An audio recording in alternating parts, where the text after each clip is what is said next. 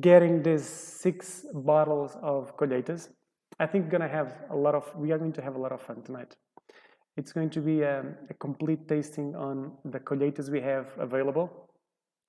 These 9 centiliters are going to give you a very generous glass of port, maybe 2 if you want to share with your mom, with your husband, wife, brother, son, daughter, whatever. Please make a lot of questions. You know that Frederick Blair is moderating the chat section.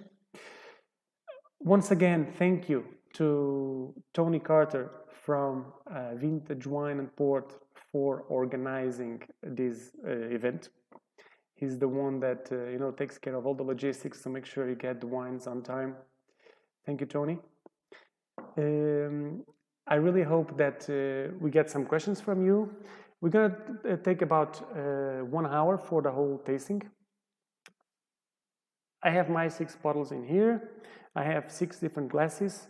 My suggestion is try to save always a little bit of the different Colheitas in your glass, so you can always go back and forth and compare with the previous ports that you tasted, so we can see what changes, what's influencing each,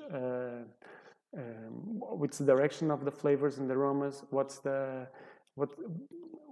year looked like in terms of temperature, in terms of rain.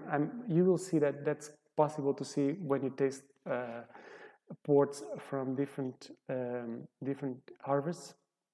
And get water because water helps you to clean your palate, and you'll be better in a much better shape this evening when you go to bed. Well, few words about, this is not the first time, not the second or the third time that we are doing this, but I get the feeling that we always get new people on board. So let me do a small presentation about my family business. This is a small family business. It's run by my sister Claudia and me. Claudia is the important person in this whole game. She's the winemaker for the ports. She is more of a technician, engineer. She studied wine enology, so she prefers, to be behind the curtains, to be in the shade, instead of being in front of the camera here. I'm the younger brother, the one that is a bit more outspoken, that has been doing a lot of mistakes to learn more about grape growing and wine making, port in general. We both love to do experiments. We probably inherited it from my parents that are both still alive, and they are both doing very well. My mom is still coming almost every day to the winery to, hanging out, helping here and there. We are the 5th generation of grape growers. We own and grow 100 hectares of vines in the Douro Valley, in the area of São João da Pesqueira, which is basically the heart of the Douro Valley. And my sister and me, we believe that we could reduce our intervention in terms of viticulture, so we decided to convert back in 2013 part of our grape growing to organic. So we have now 20 hectares, 20% of our production in organic. We hope that we are able to increase this in the future. Of course, it depends on how the market reacts, but we are having a good reaction, a little bit from all over the world. I'm located. I'm doing this tasting from our winery in São João da Pesqueira. This is the only location that we have for fermentation, storage, bottling. Everything happens in here. We also have a tasting room in Vila Nova de Gaia, right across from the Douro River in Porto. But this is our big headquarters. That tasting room in Gaia is currently closed. We hope to open it in a few weeks, as soon as we start getting, you guys from the United Kingdom and others from different countries. For now, there is a bit of Portuguese tourists going down to Vila Nova de Gaia, but it's still not enough for us to open. So we plan to open soon. And if you are not able to make it to the Douro, you can always come and visit us in our tasting room in Vila Nova de Gaia. I know that at this point some of you may be already anxious about the tasting. Well, but we should create here some emotion and some willing to taste. I'm sure that you already have it. Let me just mention just a couple of more things. One is that in terms of a port style, as a family concept, we have been producing ports a little bit on the drier side. That means that we ferment the grape juice a little bit longer. I asked once to my grandfather why were we producing ports on a drier side, and he told me something that I will never forget. He told me, no, if you believe in your grapes, if you believe in your fruit, you should reduce the amount of fructose, the amount of sugars that are left in port, so you can have a bigger expression of the fruit of the grapes into your port. So since already several decades that we are producing ports a little drier than the average market, that express more of what we believe the fruit has to show and to share with us.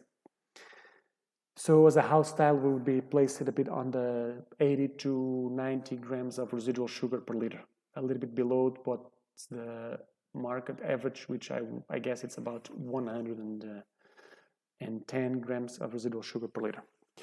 One last thing before we start, I'm sure that most or many of you at least are familiar with port production, but for those that are not familiar on how is port produced, I think it's worth to mention a few words. The first is that port results from the production of grapes that are brought to the winery and they are crushed. When we crush the grapes, the must that is released, the liquid that is released, is going to be in contact with the yeast that lives on the surface of the grape berry. And the yeast, very similar to what we have in to ferment bread, is going to start transforming the sugars, the fructose of the grape juice into alcohol. To this process we call fermentation.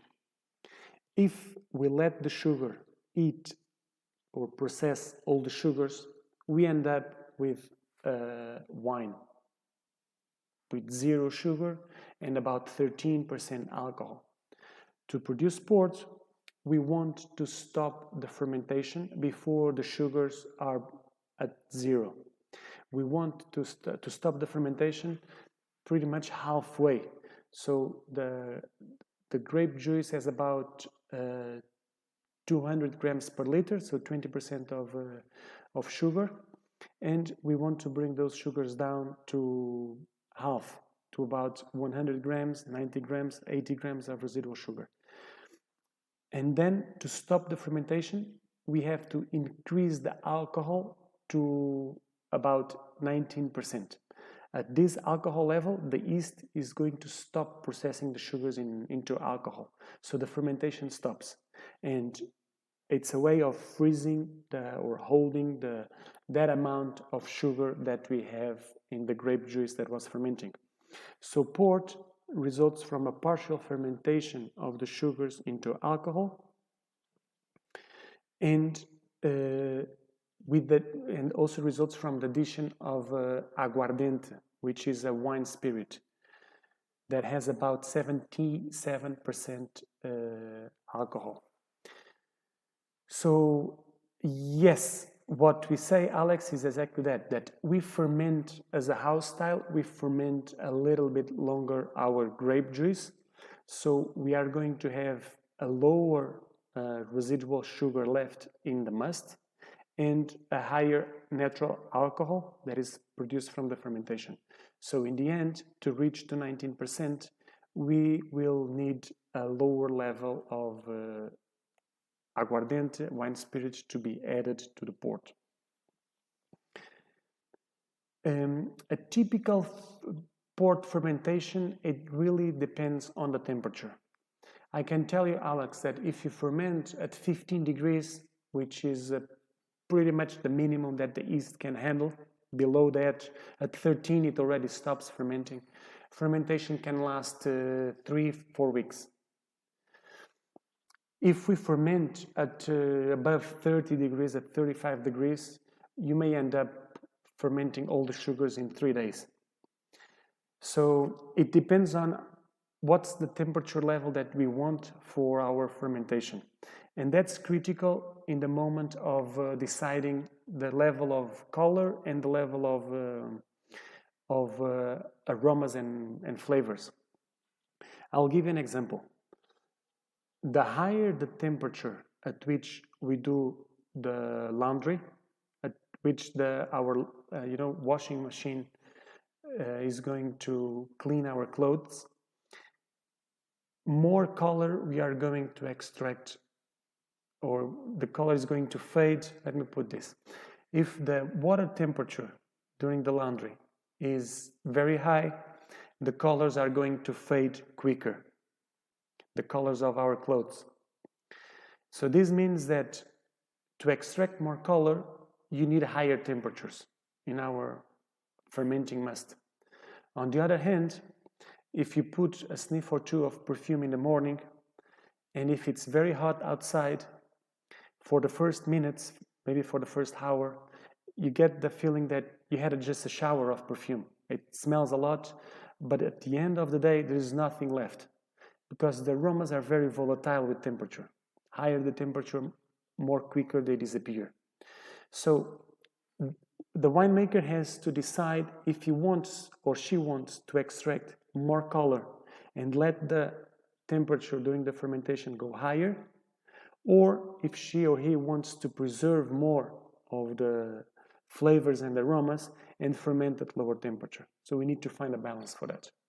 For the white and rosé port, the balance is around 20 Celsius. For more easier to drink ports, ruby style, ruby, reserve rubies, you may go up to 22, 23. For vintage port, maybe 27.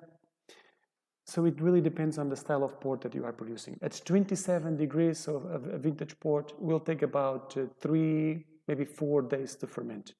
If you are fermenting at 20 Celsius, you may need more than a week, maybe 10 days. Does it make sense?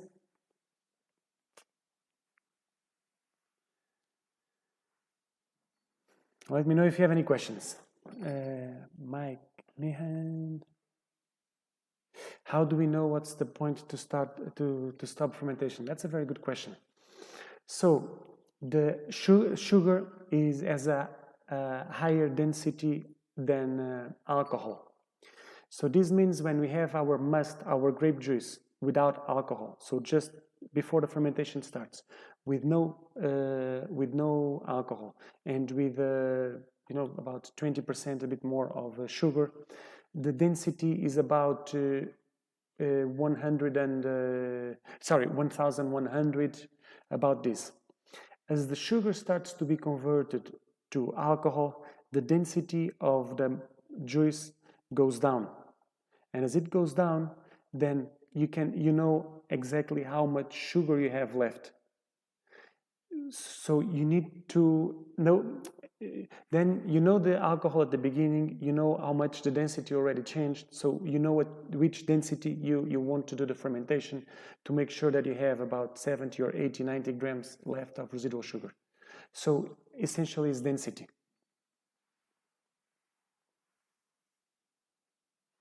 That's a good question, Sydney. Why not fermenting just very quick at 35 degrees? At 35 degrees, you lose a lot of flavors and aromas.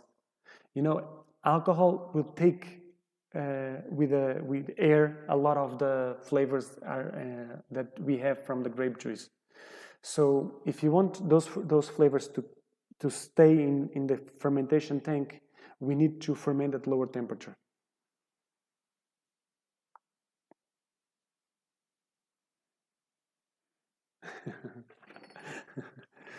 Yeah, laundry always helps. Well, I think it's time. It's now 7:17. It's time to get into the first port. So there are two ways of doing this. We can start from the younger to the older port, and this way we are going to go from more tannins to less tannins. Tannins are bitter, while they are going to be more mellow and soft as the port ages in bottle.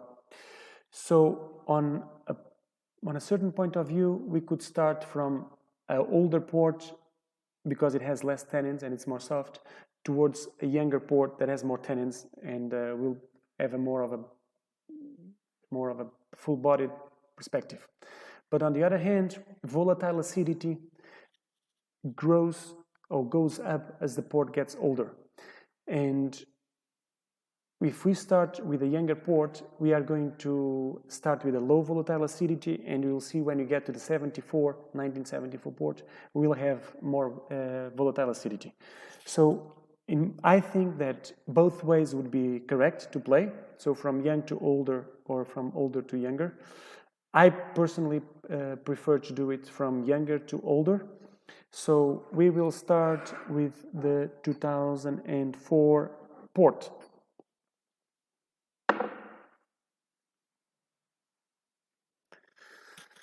Good. Now, what is a Colheita? Colheita 2004, this is our first bottle. What's a Colheita? Colheita is one of the very few Portuguese words that we use in the port trade. Colheita means harvest. So this is a single harvest port that was matured in oak or could be chest wood for at least 7 years before it goes to bottle. So this 2004 aged for, let me do some maths quickly, about 15 years in oak before it was bottled. Typically, we put our port in oak casks or balseiros, which are the bigger vertical oak containers, or tonnage, which are horizontal. We put it in there 2 years after the harvest. Why 2 years? Because the first 2 years, the cold winters are going to help the small solid pieces that could be still floating in the port to go to the bottom, as the cold will help to separate the liquids from the solids. We want that to happen in a stainless steel tank instead of the oak, as the stainless steel tanks are much easier to clarify and to clean, hygienize. Oak is much harder because it has pores. It's harder to clean, to take away the solid parts. So we do that 2 years after the harvest. It comes on a screw cap, so easier to open. 2004. 2004. So let's start by looking at the color of it. Ideally, use white paper to look into the color. The white paper helps a lot to create the contrast.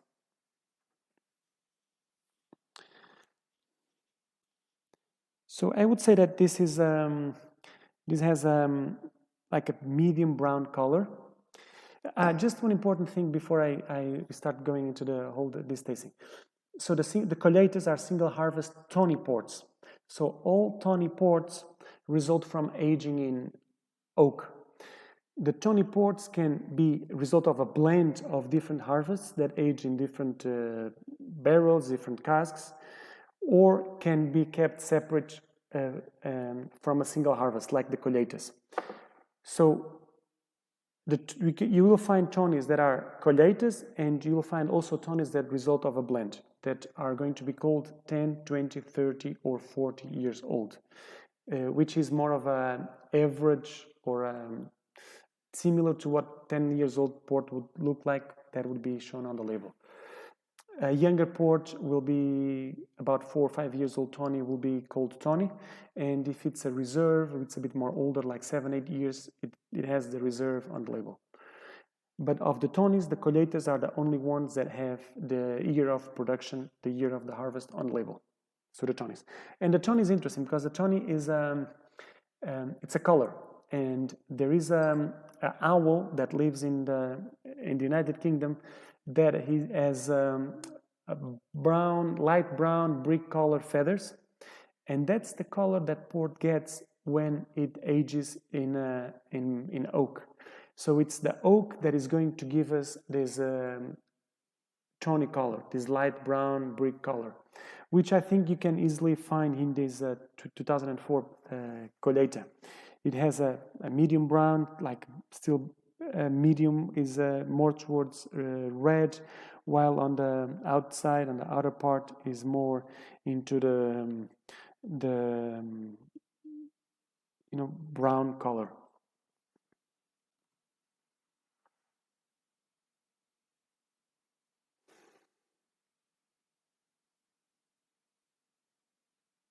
In terms of aromas, I find here still some of the fruit that is coming from the grape, a bit of maybe figs,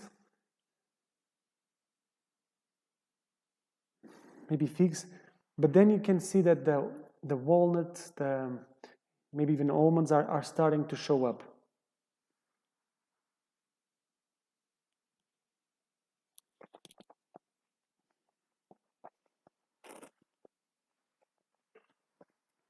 On the palate, this is it's elegant, it's still fresh. It does not have a very long finish, but it has this nuttiness that keeps your mouth entertained, your tasting buds like busy, and makes you, I don't know the word in English for that actually, salivate for more.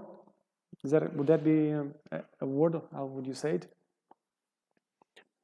2004 was a year with a very cold summer, normally cold or cooler, and that made wine and ports very elegant, more on the on the floral notes.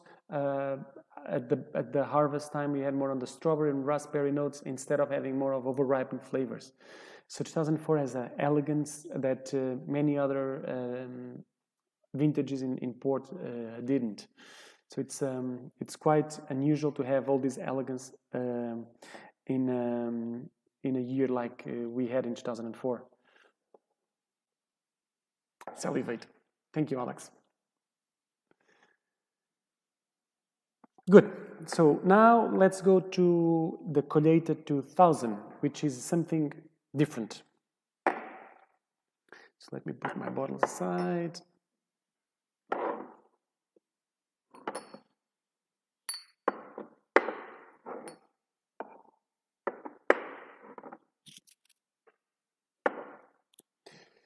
$2,000.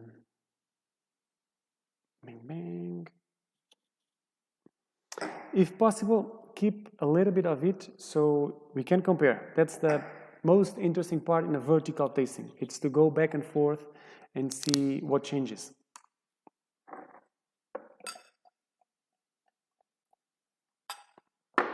So 2000 Colheita.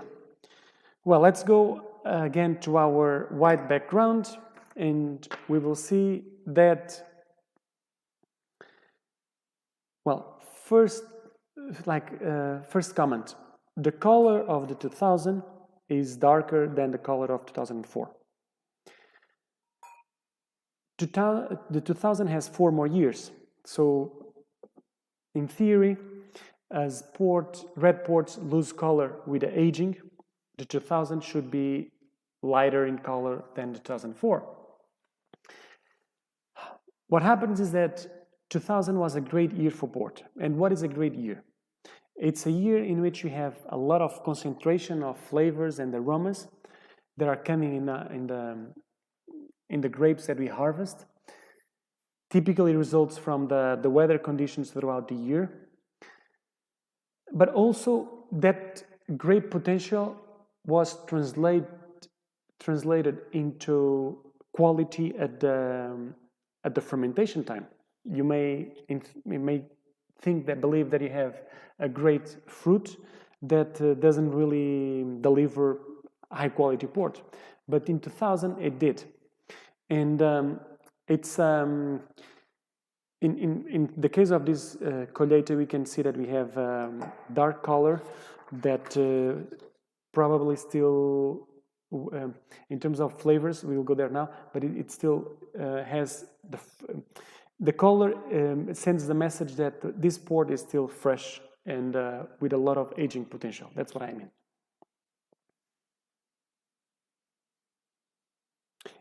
And I think that in the nose we can feel that we still have a bit of the black cherries.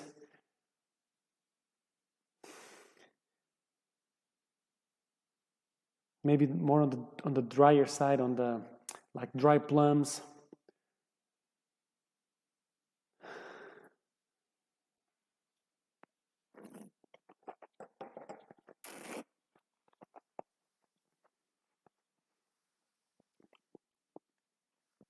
And you have more tannins in the palate. And the tannins are going to give us longevity in terms of aging, but also depth in terms of our tasting. It's a port that lasts for longer in our palate. That you swallow it and it's still there, it's still active, it's still tense. And that's great to have in a port, especially if you want to age it for longer. Not in the case that what you are doing today here. These small bottles are meant to be drunk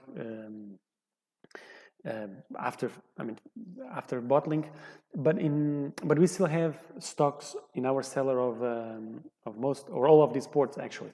So we always like to know for how many more years can we age a certain port, and this 2000 has the potential to age still for many more years, for several decades, I would say.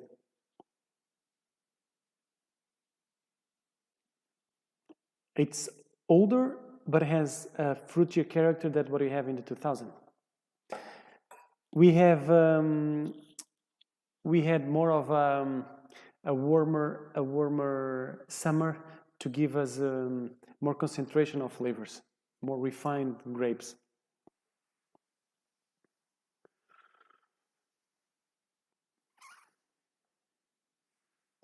Good. So let's go now to the 19. Let me just quickly read the chat to see if I can help someone.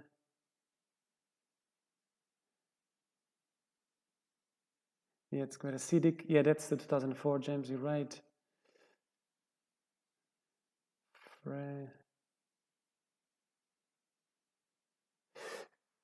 That's a good question, Tony. How much of our ports are filtered? You know, my sister always filters the minimum, just to make sure that there is no solid parts in the port.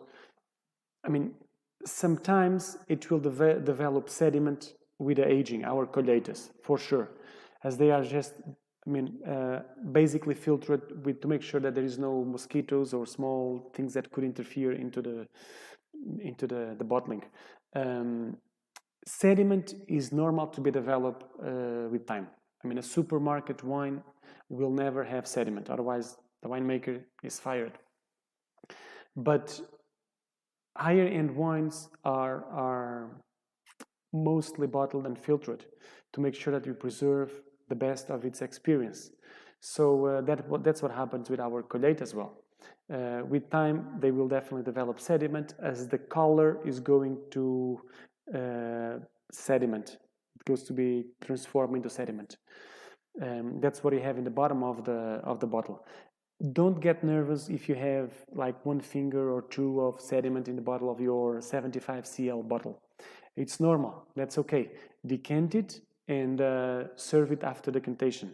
You can even use the original bottle if you throw away the sediment, or even better, use that sediment to put on your toast. It tastes delicious. I have tasted it, and I'm sure you like it too. Well, some of you, maybe, probably not all. But yes, Tony, we do filter just very little.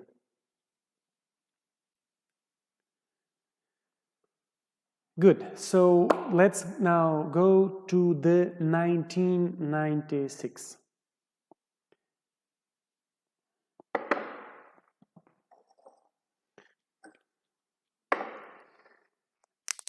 In 1996, I think that the person that best described what happened to 1996 was Tom Archer.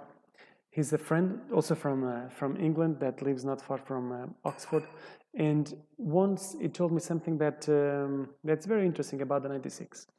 96 comes after a great, 2 years after a great vintage port, which is 1994.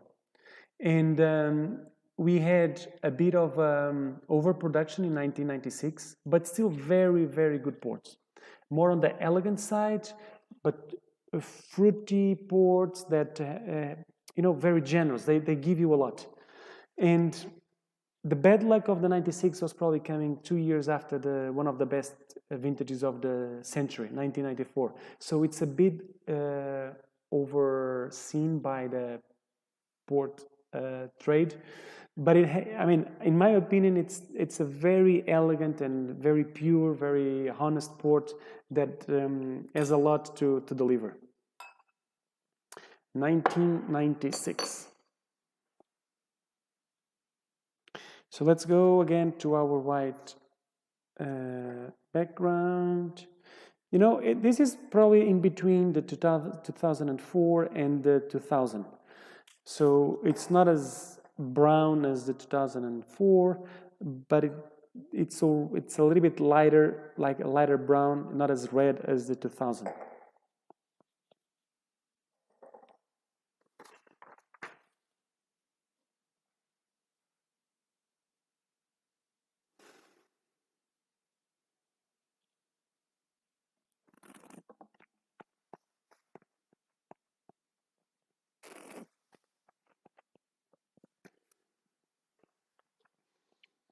I think in this 1996, we start getting more of that tawny character that is that shows up in the 20+ year old ports. We get this nuttiness more obvious. We get also this the beginning of what we call in Portuguese the vinagrinho, which is when the volatile acidity is, you can feel it going up, but it's going up in a very good direction. It's going up in a way that is emphasizing the flavors. The volatile acidity is also related to the acetic acidity, which is what we have in vinegar. And vinegar is a flavors emphasizer. I don't know if you say it like this, but potentiates, it emphasizes the flavors and the taste.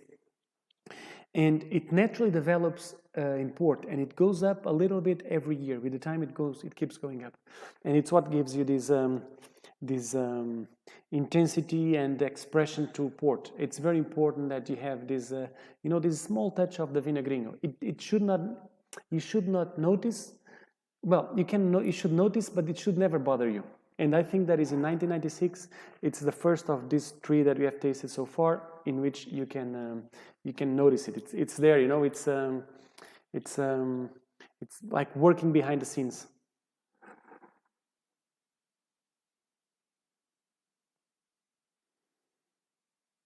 Feels like balsamic vinegar sweetness.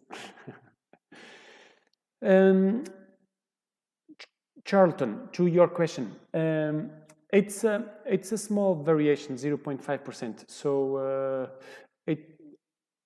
I don't really think that there is a big reason to, something very profound to explain that. It happens that as a bit more of alcohol, maybe during the aging process, it lost a bit more of the alcohol, or it concentrated a bit more of the alcohol. It lost a bit more of the water that you have in port. So I don't think it's something that it was intentional. It was not intentional to make it with a higher alcohol than all the others.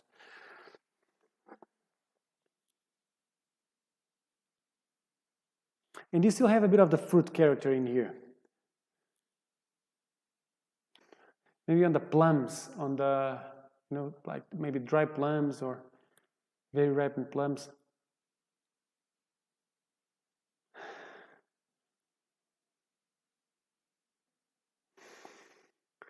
And this nuttiness, this complexity of the tonics, the almond flavors.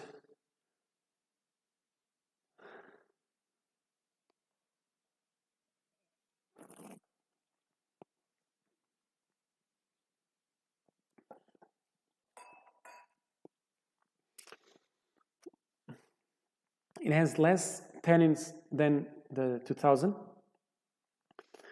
but it lingers with with more subtle, more elegant notes. I don't know. I always had a great experience with this 1996. I hope you enjoy it too.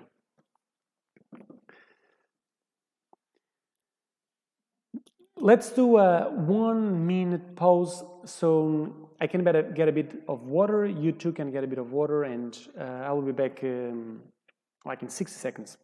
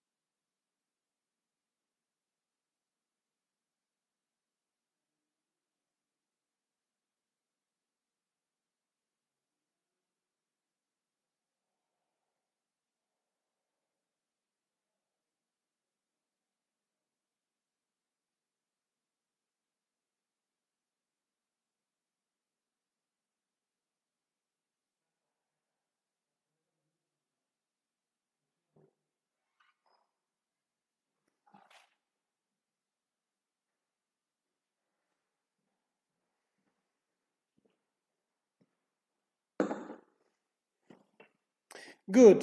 So here we are again.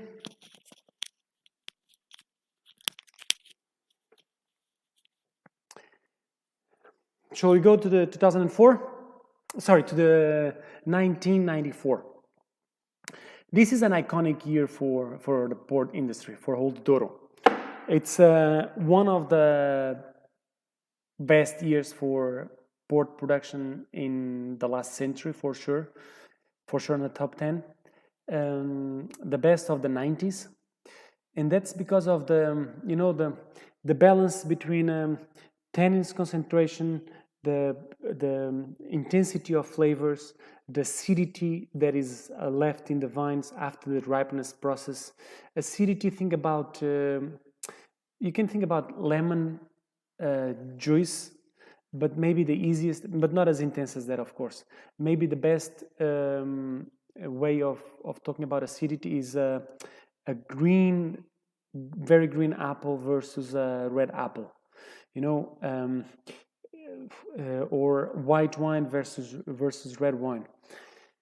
Port has a relatively low acidity in the wine context, but it needs some acidity to preserve the aging potential, to emphasize the flavors, and to make sure that it will age well for several centuries or decades at least.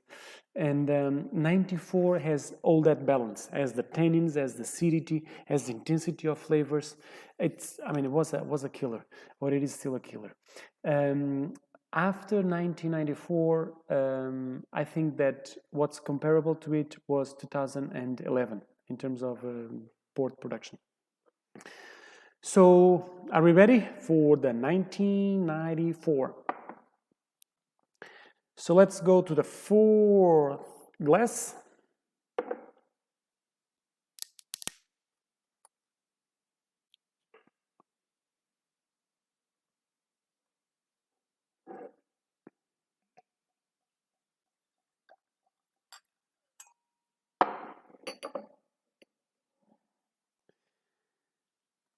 Boom, 1994.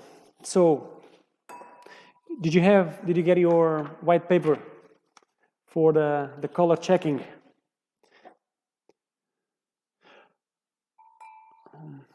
I have, when you compare the colors, it's important to have the same volume in the glass.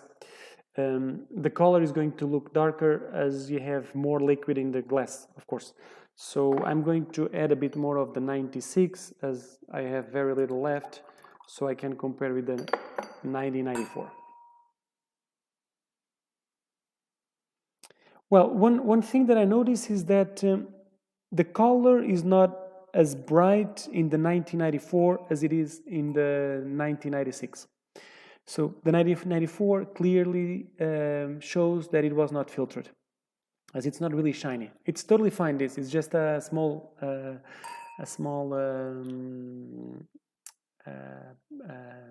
what's the word for that?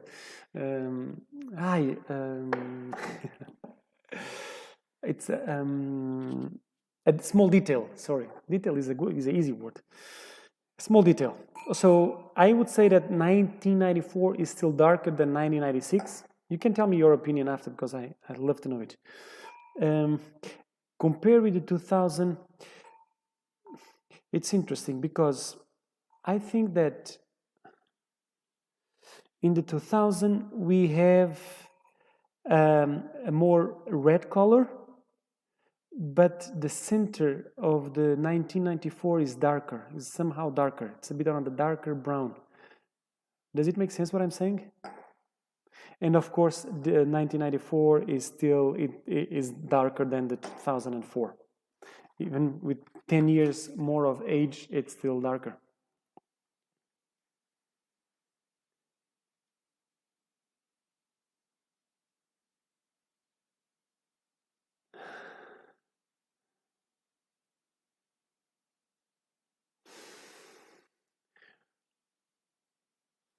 I find the 1994 with more concentration of flavors. There's more things going on. There's more things in here. There's more, more flavors. A bit on the, maybe on the dry figs again, like we had at the beginning, the 2004, but also a bit of the spiciness. Maybe cacao.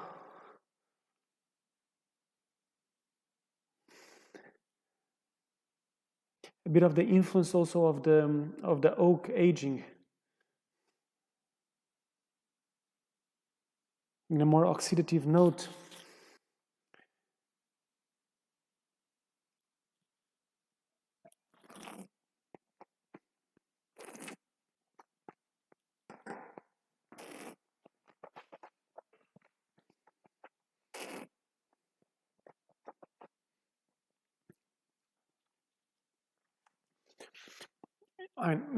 I love this part.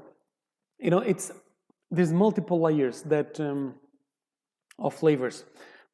It's thick, it's intense, it's really rich and complex. It is it is still young, but it has already some age. It's not young, it's not old. It's I don't know. I think it's a very good port. I really like it. And that we in terms of of the bottling of this 1994, my sister is she doesn't like to bottle many of the old ports. Some of you know it because you have been at our winery, and she's very happy to share it with our friends, but she doesn't really like to bottle and lose the port. And she likes this 94 as well. So we have probably bottled this once, no more than twice in the past. I don't know, 12 years probably. And we did it for an advent calendar that we produced last year, for what we called like a special, a prestige advent calendar that has 24 of these 90 ml bottles. We have one bottle of the 1994, and with Tony we decided also to put it in this vertical tasting that we're doing today. So I don't have that many opportunities to taste the 1994 as well. But it happened that there was one barrel, one port cask that was not really well placed in our cellar. And she decided that, I mean, I need to take this port out of the barrel and maybe we could bottle it. And I was surprised to see her taking the decision of bottling in 1994. So, I mean, it means that we're going to have maybe, I don't know, I don't know how many liters that the barrel has after we take the sediment, maybe 400 liters, maybe 500 bottles. But we are going to bottle 500 bottles of this 1994 in the next few weeks. So we don't have that many Colheitas available in 75 CL. Right now, I think we have 2004, a little bit of the 2000. I think 92 is no longer available, and a bit of the 74, so maybe 3 in total. And we will have the 94 also in a month or so, or 2. But I think the 94 standouts in the tasting that we did so far, for the complexity, for the over delivering of flavors and aromas. I mean, I don't want to pretend that this is it's amazing port. It should be decided that, but I'm just kind of thinking about emotional and sharing my opinion with you. Boom, boom, boom. So before I open the 1992, which is the next one, let me just quickly read the chat section to see if there's any question in there. Yeah, sparks the salivation long after. You're good, Mike. Yeah, totally agree, Tony. It's really, I mean, many things going on. It's like a book that, it keeps you, giving you stuff and more stuff, or a movie that concentrates your attention. 1992. This 1992 is a very interesting port to taste, in the sense that it has part of our history as well, and my parents' history. So, as some of you, maybe not all, know, port was not allowed to be exported from the Douro Valley until 1986. That's the year that Portugal joined the European Union. So it's the European Union that forces Portugal, the Portuguese government, to open the exports of port to the grape growers and the port producers based in the Douro.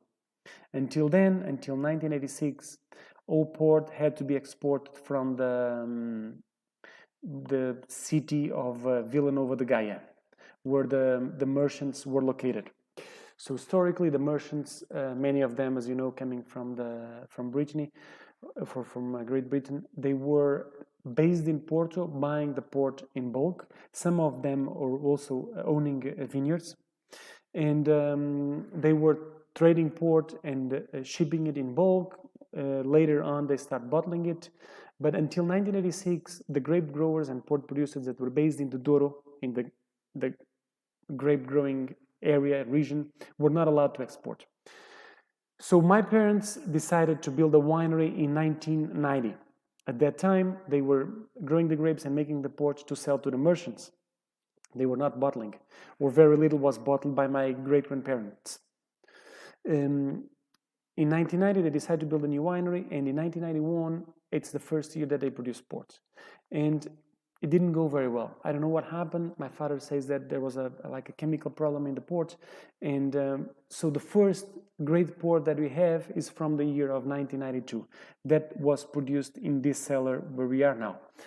Before that, we have very small stocks, few barrels of each vintage. In some cases, you don't even have any port left from a certain vintage, that we are very careful to bottle.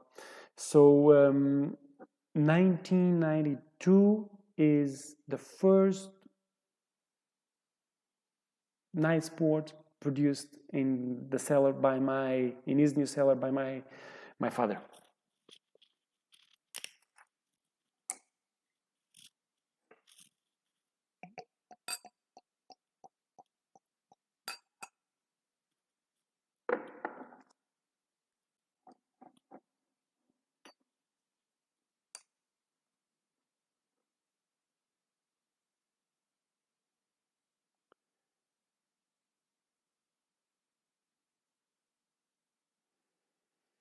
Good to see some comments about the 94. Thank you, guys. So, get to the paper sheet again. So we will see colors and compare. So 92 versus 94. 92 is a lighter brown. Yeah, more on the more, not really amber, but lighter brown color. Yeah, more amber color. Let's now 94, 96. 96 has a bit of a more reddish middle. And 2000 we know that it's already still darker. Yeah, 92 is probably more similar to 2004, which is interesting. 92 was also a very good year for port. Some producers picked the 92 for the vintage port declaration. Others prefer 1991, but it is it's a port from a good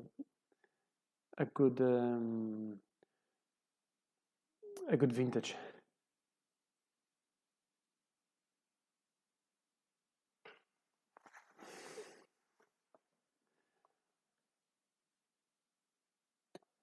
'92, I find it a bit more on the, I don't know if I can say the floral note at this point, like after 30 years or almost 30 years, but it's more delicate, it's more elegant. It is a bit more subtle. More on the nuttiness as well, more influence of the oak. More on the tea notes, on the dry leaves,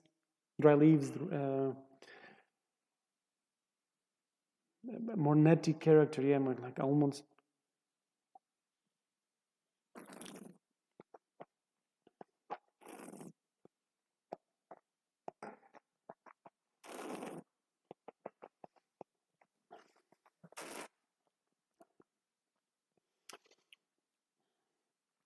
It has more.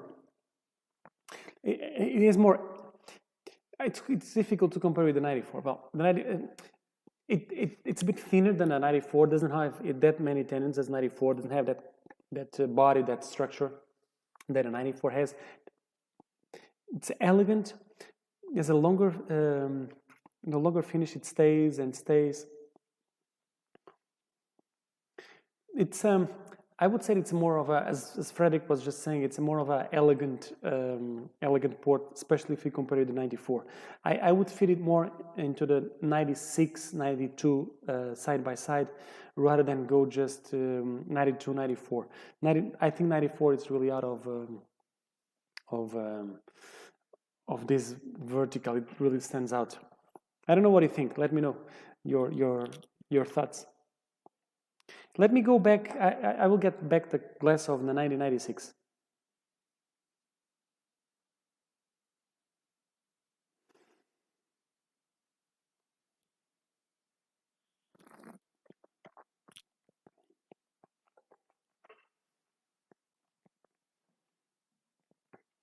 Still different, as the 96 has a younger, fruitier character that we don't have in the 92.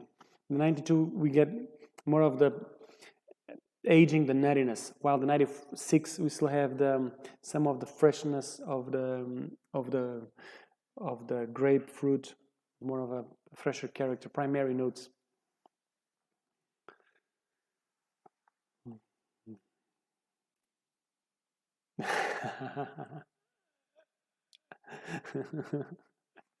I'm enjoying the conversation on the chat. I have to say, I have to confess.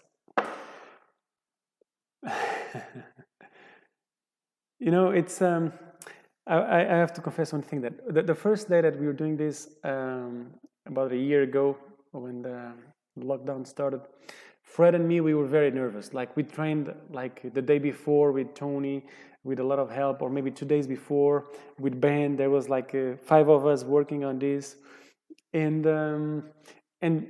we were all very nervous. How would this go?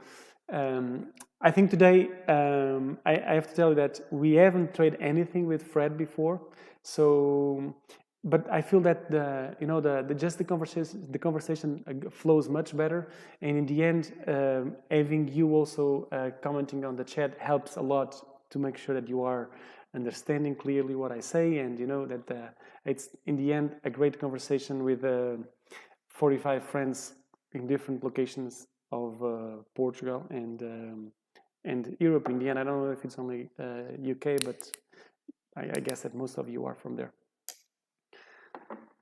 So 74, this is going to be the last port of the tasting. We are getting close to 8 p.m. and I promised that I would only take 1 hour of your time. 74. 74 is more of a landmark year for Portugal. It's the year of the revolution, when the Cloves Revolution, when the Portuguese people could end with a dictatorship that lasted for almost 50 years on April 24th.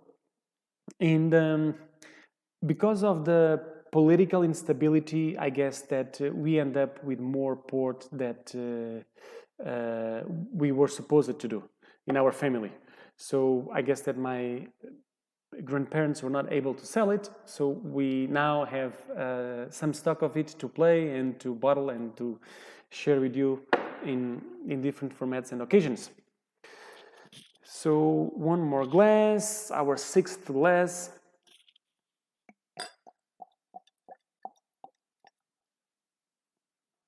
$19.74.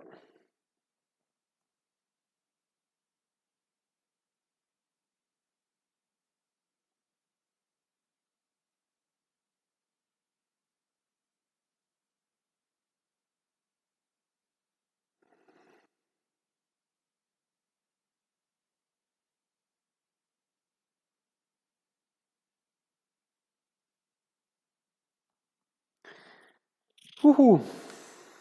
It's a different port again. In terms of color, this goes more towards the amber color. I think it's more on the orange side. It's clearly brown. There is no reds in it.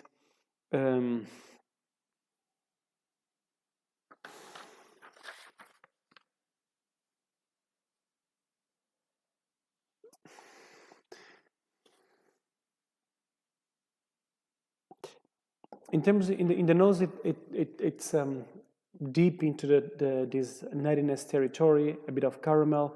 There's no fruit. I don't find any fruit left from the grape, so primary notes are already all gone.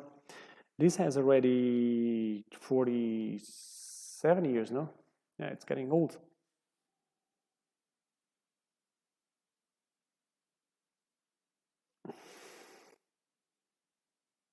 In terms of the nose, I feel a bit more imprecise, the alcohol a bit more volatile.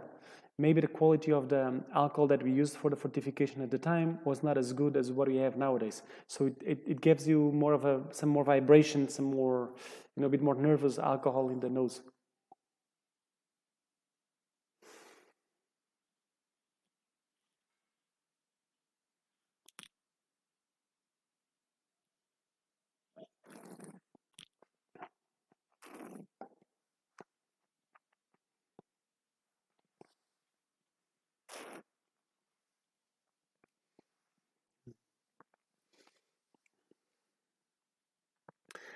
Again, this is not, I don't think this is comparable to any of the previous 5 that we had.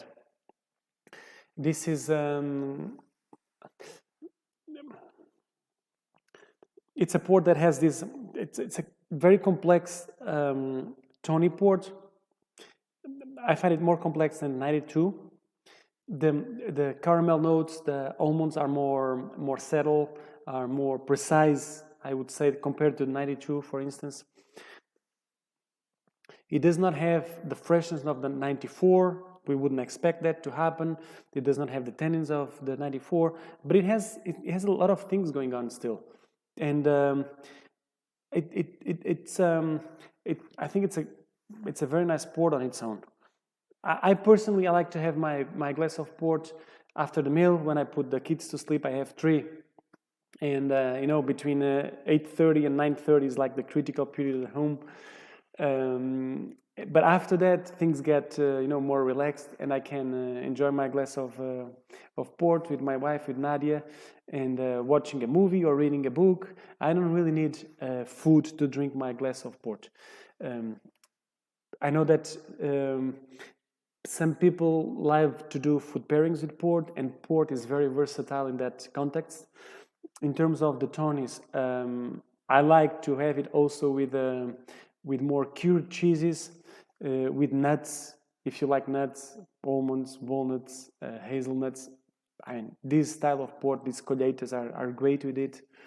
I'm not a guy of sweet desserts, so some people would recommend or suggest creme brulee, like sweeter desserts. Personally, I'm not a fan of sweets, so I will not recommend that. But I think between the nuts and cured cheeses, I think they go great with this style of port, with the tonic ports. But for me, it's really on its own. So it's kind of a meditation way also to port, to relax and to make you think about the day, about your life. That's what I like to have my glass of ports to get some inspiration as well.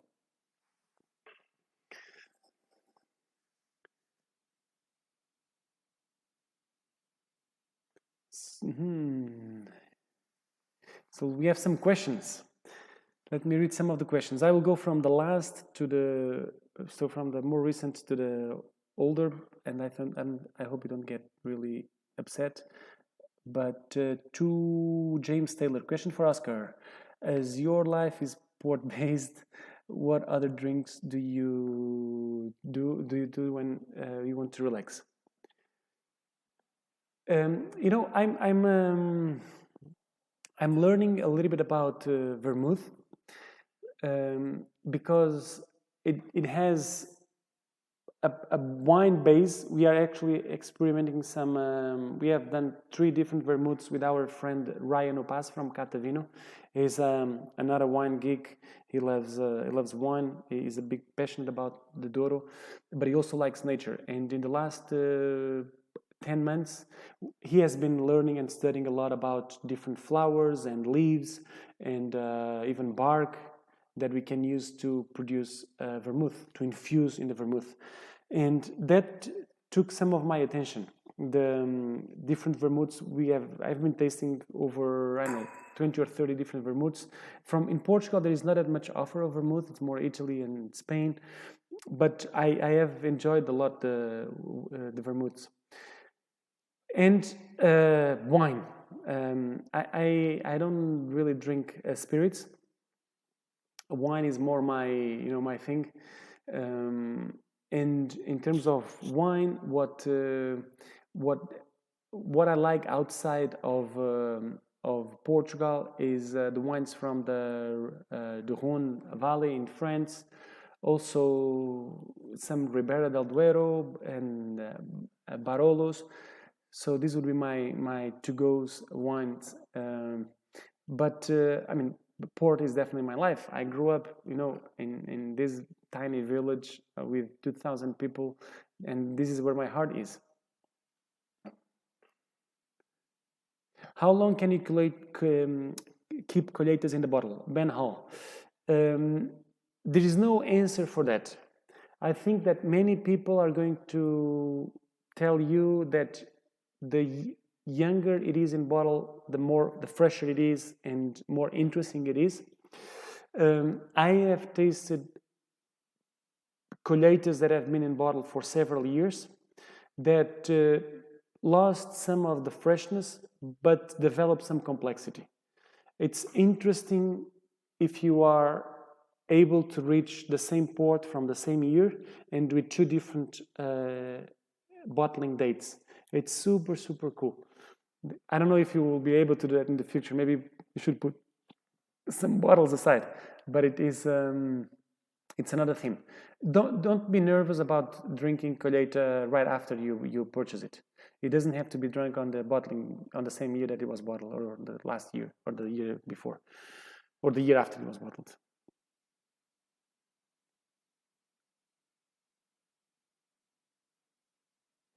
Sydney Johns, no, in 10 years the 2004 is not going to taste like 94.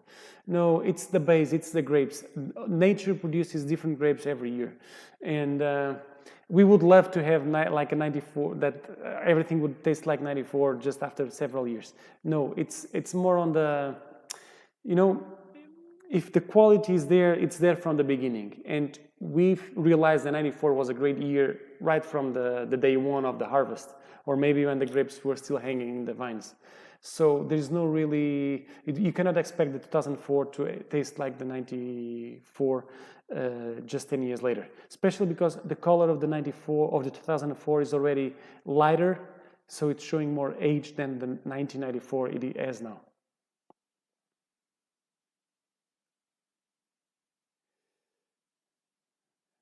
Happy birthday, Carlos. Thank you, Alex. 92. Go to 92. Do you have a specific grape to make the alcohol used to reinforce the must? Do you have? That's an interesting question. Nigel, do you have a specific grape to Nigel to make the alcohol you use to reinforce the must?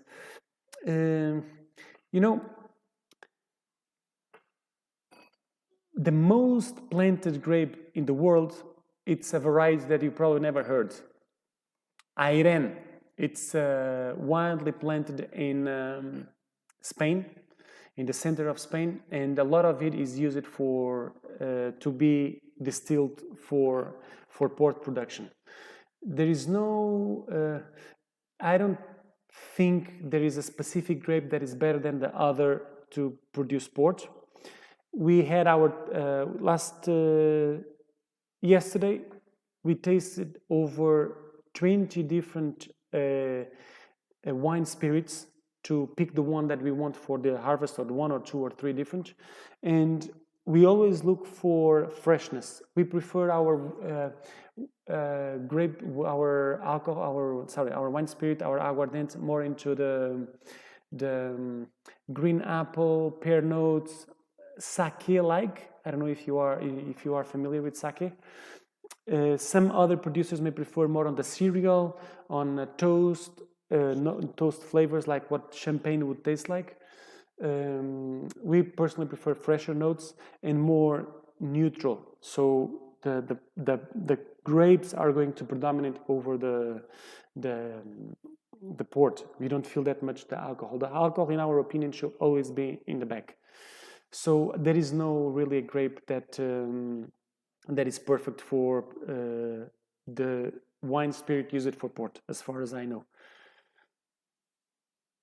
Let me go through the chat.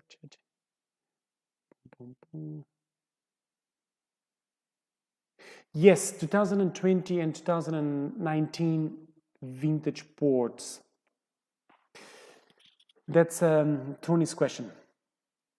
2019 was was one of those years that the vines in the Douro proved that they can handle anything. It was very dry. We had very little rain in summer, and the vines still were able to handle that shortage of water. The productions were very small, but the quality is really good. They are intense, they are rich, they are complex.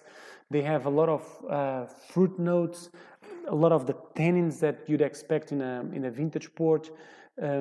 Maybe because it was a small harvest, so the grapes were producing not that many bunches, maybe 2, 3, 4 per vine. So they dedicated their energy into a smaller number of berries, and the berries were relatively small, also because they couldn't grow as there was no that much water left in the soil. But the overall quality is there, and because of the lower yields, the vines were able to finish properly the ripeness. which is something that didn't really happen in 2020. In 2020, we had a very strange situation happening as when you get closer to the harvest time, like in beginning of September, one of the varieties that is a very important variety in port production, Toriga Franca, start getting dehydrated very quick. So the berries were getting very dry, the sugar concentration was going up, so we end up with grapes that had a lot of sugar and a lot of potential alcohol, which is great in a certain sense for port because we had to add less wine spirit, but it can also imbalance a little bit the must as you lose some of the flavors. So I think it's early, in my opinion, to do a judge on how the 2000 are going to taste, 2020, sorry, but I expect the 2019 to be more complete than the 2020. I'm going to the older messages now. Question for Oscar: as your life is port-based? Yeah, I answered this. Will the 94 and 2000 age as gracefully as the 74? I think so. I think so, Bjorn. I think the 94 is going to age. Has a brilliant life ahead, and the 2000 as well. This 2005, maybe 10 years ago, was still very closed. Was very, a lot of the tannins were up front. The fruit was not. It was in the transition from the fruit notes to the nuttiness. The nuttiness was not enough present to take over the flavor's direction, as the fruit was already slowly disappearing.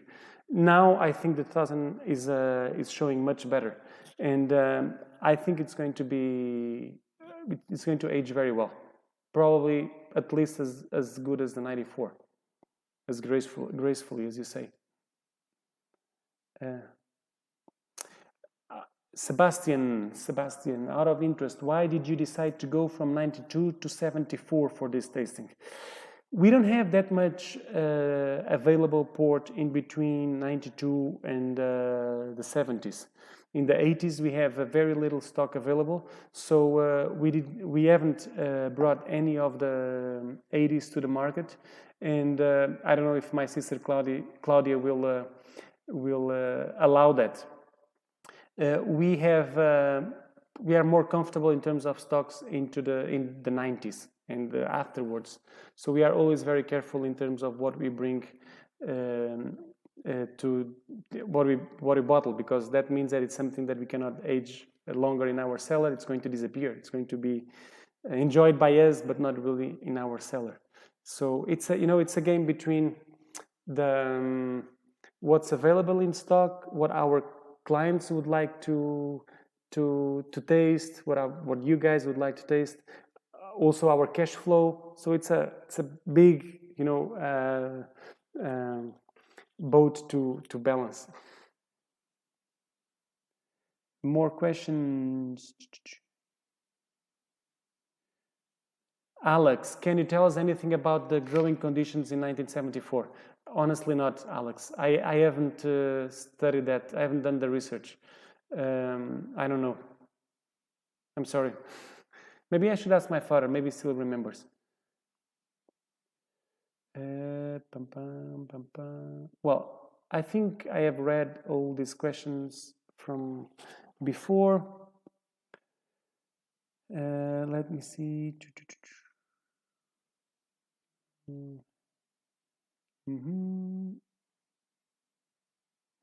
James Taylor, when we are able to travel, how can we book a trip to see you and your amazing environment to sample in person if it is something you offer? Yes, we do, James. My suggestion, go to our website, quevedoportwine.com. You don't have it on the label of these bottles, but it's quevedoportwine.com. And let me just write it here. Send an email to Fred, can you write info's email on the chat so everyone can have access to that, and we will be able to guide you around our winery. Question for Oscar: do you get a feel for if a year will be good during the growing season? We do, Garius. It's not very easy. You need some experience, some training. You need, to spend a lot of time out in the vineyards. But there are a few signs. First is production should be medium. Doesn't have to be small, but it shouldn't be a large production per vine. The Douro produces in average 4.5 tons per hectare, which is very low in the world context. It's a mostly dry farming area. It's a lot planted in steep areas, so there's some erosion. The water goes down. The vine itself cannot really doesn't have the conditions to grow that many grapes because it doesn't have the water in the soil to finish the ripeness to all those grapes. So great years will mean or can be identified earlier with lower or medium yields, relatively small berries. And then there are two factors that are important. One is the acidity level. Acidity is a key thing for port production and for wine production. I'll give you the example of 2003. 2003 had a great conditions to be a fantastic year for port, but in my opinion, because of a heat wave that we had in August that turned out actually into many fires in the Douro and in Portugal, the acidity, because of the heat wave, the acidity in the grape juice start to go down, and those ports need now the freshness to be able to age for several decades. Maybe they age well for 2-3 decades, but for 100 years, the acidity has to be there, and you need to feel that when you taste the grape, and the acidity needs to stay up until you do the picking. Another thing is the grape should stay with a tight skin until the end, until the harvest, till the picking. When you start getting it more resin, more soft, then it's a sign that the grape is probably not the best conditions to release the most of it in terms of the color and flavors that we have sitting in the skin. The skin of the grape berry is very, very important. If you look at the red grape berry, inside the color has no color. It's possible to make white wine from red grapes, which is what champagne does. 50% of the champagne is produced from two red grapes, Pinot Meunier and Pinot Noir. And the color is going to come from the skin. Most of the flavors are coming from the skin. The tannins are coming also mainly from what's sitting in the skin. And if the skin is fresh and is tight and has the conditions to release all those flavors that are still fresh, then you can make great port. Sorry for the long answer. More questions here.